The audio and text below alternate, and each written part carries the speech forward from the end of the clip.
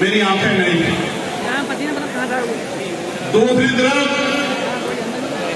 वो मेरठ में आके जो किसानों की धरती है, 1857 की क्रांति की धरती, कोतवाल धन सिंह गुर्जर की धरती है, माता जी वाल्मीकि जी की धरती है, जहां से पहला गदर शुरू हुआ, वो धरती पे आके कहते हैं कि मिनी पाकिस्तान दिखाई देता।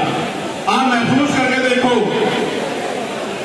कि जो ये खुद कहते हैं कि मुझे दिखता नहीं है, मेरी आंखें नहीं है, और सनातन के हिसाब से उन्होंने पूर्व जन्म में कितने गलत कर्म किए होंगे कि कुदरत ने उनको आंखें ही नहीं दी, उनसे देखने का अधिकार भी छीन लिया। इस बात को हमें समझना चाहिए। ये मैं नहीं कहता भाइयों, ये मैं नहीं कहता, आप पढ़ लो और उनके भाषण सुन लो। वो कहते क्या लेके आए थे और क्या लेके जाओगे। वो कहते सब कुछ यही ले जाना, जैसे कर्म करोगे वैसा ही अगले जन्म में मिलेगा। बताओ यही कहते हैं ना। तो आप सोचो उन्होंने कैसे बुरे कर्म किए होंगे, कितने बड़े बड़े अपराध किए होंगे उस अपराधी ने, कि कुदरत ने उनको आंखें ही नहीं, आंखों के अधिकार से भी छीन लिया। और ऐसे आंखों जिन्होंने इतने बड़े अपराध किए, उन लोगों से भी आज जनता को ज्ञान लेना पड़ रहा है। ये बहुत चिंता का विषय है। आज सुबह माने असंवैधानिक क्रीमी लेयर जो ओबीसी समाज पे लागू की गई, उसके विरोध में माननीय प्रधानमंत्री जी को पत्र लिखा कि क्रीमी लेयर खत्म की जाए या आय की सीमा जब तक खत्म ना आय की सीमा बढ़ाई जाए। हमारे अधिकारों पे डाका पड़ रहा है। मेरी आपकी जिम्मेदारी है कि हम अपने अधिकारों की रक्षा करें। सम्मानित साथियों, पार्लियामेंट में मैंने पुलिस के भाइयों की 8 घंटे की नौकरी हो, ड्यूटी हो, सप्ताह में 1 दिन छुट्टी हो, बॉर्डर स्कीम खत्म हो और इनकी वेतन विषमता दूर हो, इसके लिए जोर जोर से आवाज उठाई।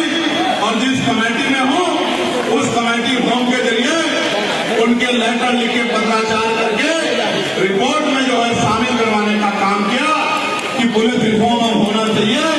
महिला पुलिसकर्मियों को, पुरुष पुलिसकर्मियों को सप्ताह में अन्य कर्मचारी की तरह 1 दिन की छुट्टी का अवकाश मिलना चाहिए। मिला चाहिए नहीं मिला चाहिए? दोनों हाथ वाले बताओ। पुलिस के भाइयों को भी देखना चाहिए कि जनता तो चाहती है कि उनके अधिकारों का जिक्र ना हो और उनकी समस्याएं को दोबारा बताओ। मिलना चाहिए नहीं मिलना चाहिए? बहुत अच्छी बात। कई बार मैंने देखा है 24, 48 घंटे पुलिस के भाइयों को ड्यूटी करनी पड़ती है, बहुत परेशानी उठानी पड़ती है। इसलिए छुट्टी के लिए कई जगह पेश होना पड़ता है। इसलिए पुलिस एक्ट में बदलाव का समय आ गया।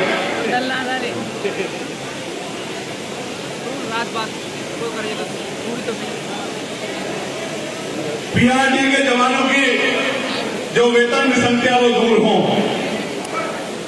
होमगार्ड भाइयों की जो वेतन विषमता वो दूर हो, आशा बहनों की, आंगनबाड़ी बहनों की, भोजन माताओं की जो वेतन विषमता दूर हो, इनको भी जैसे मैंने पार्लियामेंट में आवाज उठाई थी, समान काम समान वेतन का लाभ मिलना चाहिए और मिनिमम 21,000 रुपए का मानदेय इनको मिलना चाहिए।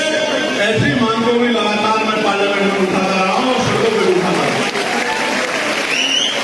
पंचायत रोजगार, ग्राम पंचायत सहायकों को, रोजगार सेवकों को, शिक्षाविदों को, अनुदेशकों को, सफाई कर्मचारियों, ठेके संविदा पे हैं, उनको जो सबसे बुरा काम है सफाई कर्मचारी का, उनको भी अगर काम लेना है तो सरकार को पक्की नौकरी देनी चाहिए। कम से कम 50,000 रुपए की नौकरी सफाई कर्मचारियों को देनी चाहिए और ठेके संविदा की तमाम नौकरियों को समाप्त करना चाहिए। नौकरी हो तो पक्की हो, वरना सरकार के बड़े बड़े नेताओं को ड्यूटी लगा देनी चाहिए कि सफाई का काम का जिम्मा भी आप उठाओ, क्योंकि सफाई करेगा सफाई कर्मचारी और सरल लेंगे नेता। बहुत अच्छा साफ सुंदर प्रदेश है, बहुत अच्छा जिला है, बहुत अच्छा शहर है। प्यारे सम्मानित साथियों, बहुत सारी बातें आपसे करनी है, गर्मी भी बहुत है, लेकिन कुछ चीजें तो आपसे पूछना चाहता हूं और ये भी विश्वास चाहता हूं कि आप लोग बताएं कि क्या आप लोग हमारी मदद करोगे नहीं करोगे। सम्मानित साथियों, त्रिस्तरीय पंचायत चुनाव हमारे सामने है। त्रिस्तरीय पंचायत चुनाव में ग्रामीण सरकार बनेगी। प्रधान बनेंगे, ग्राम पंचायत के मेंबर बनेंगे, क्षेत्र पंचायत के सदस्य बनेंगे, जिला पंचायत के सदस्य बनेंगे, ब्लॉक के प्रमुख बनेंगे, जिला पंचायत के अध्यक्ष बनेंगे। ग्रामीण क्षेत्रों में विकास बहुत दूर है। मैं आपसे पूछना चाहता हूं, जब आपने एक सांसद बनाया तो उसने पार्लियामेंट में जाकर आपकी समस्याओं को बुझाकर रख दिया और सरकारों को मजबूर कर दिया। चाहे उत्तर प्रदेश में जो स्कूल बंद करने का काम उत्तर प्रदेश की सरकार ने किया था, प्राइमरी स्कूल कंपोजिट स्कूल के नाम पे बंद करने का, उसको आंदोलन करके सवाल खड़ा करके उसको वापस कराने का काम इसलिए किया कि ग्रामीण क्षेत्रों के सरकारी स्कूलों में गरीबों के बच्चे पढ़ते हैं, किसान मजदूरों के बच्चे पढ़ते हैं। अगर शिक्षा का रास्ता बंद होगा तो किसका रास्ता बंद होगा, आपको मुझे समझना चाहिए। और आप और मैं ये भी जानते हैं, चाहे संत गाडगे जी महाराज हो, चाहे नारायण गुरु हो, चाहे ब्रह्मानंद ज्योति जी हो, चाहे राष्ट्रपिता ज्योतिबा फुले हो, मां सावित्रीबाई फुले, मां फातिमा शेख हो, या बाबा साहब अम्बेडकर हो, सभी ने कहा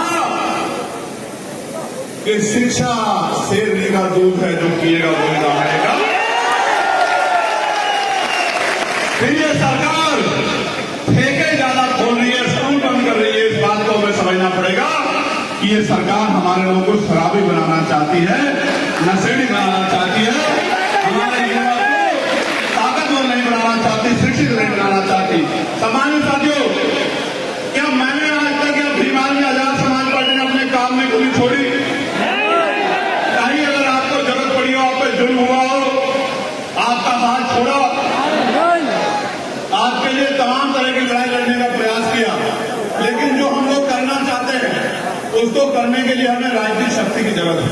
और राजनीतिक शक्ति आपके हाथ में, आपके हाथ में। आपने सबको मौका दिया है, आपने सबको ताकत दी, आपने सबकी आवाज मजबूत की है। क्या आपके भाई चंद्रशेखर आजाद को और ये जो मंच पे आपकी लड़ाई लड़ने वाले इतने लोग बैठे, क्या इनको ताकत मिलनी चाहिए नहीं मिलनी चाहिए, बताओ? आपकी ताकत को कमजोर करने के लिए आप देख रहे होंगे बहुत बड़े पैमाने पे अभी से धन बल का प्रयोग होने लगा। लेकिन मैं जानता हूं कि ये स्वाभिमानी लोग हैं, किसान का मेरे जो लोग हैं, मजदूर तबके के जो लोग हैं, जो बाबा साहब अम्बेडकर को, फूले साहब जी को मानने वाले लोग हैं, सरदार पटेल जी को मानने वाले लोग हैं, ये स्वाभिमानी लोग हैं। क्या अगर दुश्मन आपकी वोट को जोर से खरीद सकता है? जोर से बताओ, वोट का अधिकार हमें क्यों मिला है? वोट का अधिकार हमें गुलामी की बेड़ियां काटने के लिए और स्वाभिमान सम्मान की जिंदगी जीने के लिए मिला है। क्यों? बहुत गंभीर बात सुनो। बाबा साहब अम्बेडकर ने जब वोट का अधिकार दिलाया तो उनको ये एहसास था कि जिन्होंने हजारों साल हमारे उखड़े हुए जख्मों को नहीं देखा, जिन्होंने हमारे दर्द को नहीं देखा, तकलीफ को नहीं देखा, भूखे पेट को नहीं देखा, हमारे आंसुओं को नहीं देखा, वो हमें कभी मुख्य धारा में आने देंगे, कुर्सियों पर नहीं बैठने देंगे। इसलिए बाबा साहब ने लोकतंत्र में वोट की ताकत जनता के हाथ में दी। अगर हमें कुर्सी में बैठना और कुर्सी में बैठ के काम करना है, काम करवाना है, तो हमें राजनीतिक शक्ति अपने हाथ में लेनी पड़ेगी। मैं मुसलमान भाइयों से भी कहना चाहता हूं, बरेली एक बहुत बड़ा मरकज है, एक बहुत बड़ी शानदार जगह है। ये मंडल ही अपने आप में ऐतिहासिक है। कब तक लूटते रहोगे, कब तक पिटते रहोगे, कब तक ठगे जाते रहोगे? पिछड़े वर्ग के भाइयों, मुस्लिम भाइयों, गरीब दलित आदिवासी भाइयों, किसान मजदूर भाइयों, कब तक दफ्तरों में कागज लेके खड़े रहते हो? आज न आपकी मस्जिदें सेफ है, न खानकाहें सेफ है, न दरगाहें सेफ है, न कब्रिस्तान सेफ है, न आपकी जमीनें सेफ है, न आपके कारोबार सेफ है। जब सब कुछ लूट जाएगा तो वो लूटे हुए लोगों फिर क्या करोगे? आज समय है, लोकतांत्रिक व्यवस्था आपने सबको जमा लिया। पिछली बार 2022 में आपने 93% वोट एक पार्टी को दिया या नहीं दिया? बताओ, क्या वो सत्ता के करीब पहुंच पाई? इस पूरे पश्चिम उत्तर प्रदेश में दलित पिछड़ा मुसलमान अगर एकजुट हो जाए तो गरीबों की तरफ आंख उठाने वाला कोई आदमी कुर्सी पर नहीं बैठा। किसानों को लाठी लगवाने वाला, किसानों की जमीन को छीनने वाला एक भी आदमी वो कुर्सी तक नहीं पहुंच पाएगा। अगर आप लोग मन पक्का कर लो, अगर आप लोग मन पक्का कर लो और अपनी लड़ाई को जिम्मेदारी उठा के काम पे लग जाओ तो वो दिन दूर नहीं कि आपके पास ताकत होगी। मैं अपने नौजवान साथियों से पूछना चाहता हूं, आप अक्सर मैसेज फोन करते हैं कि भैया यहां मार दिया, यहां पीट दिया, यहां ये कर दिया, यहां वो कर दिया। जब तक आप अपनी ताकत नहीं बनाओगे इस जुल्म को कैसे खत्म कर पाओगे? बताओ कौन कौन लोग हैं जो मुझसे बहुत प्यार करते रहा?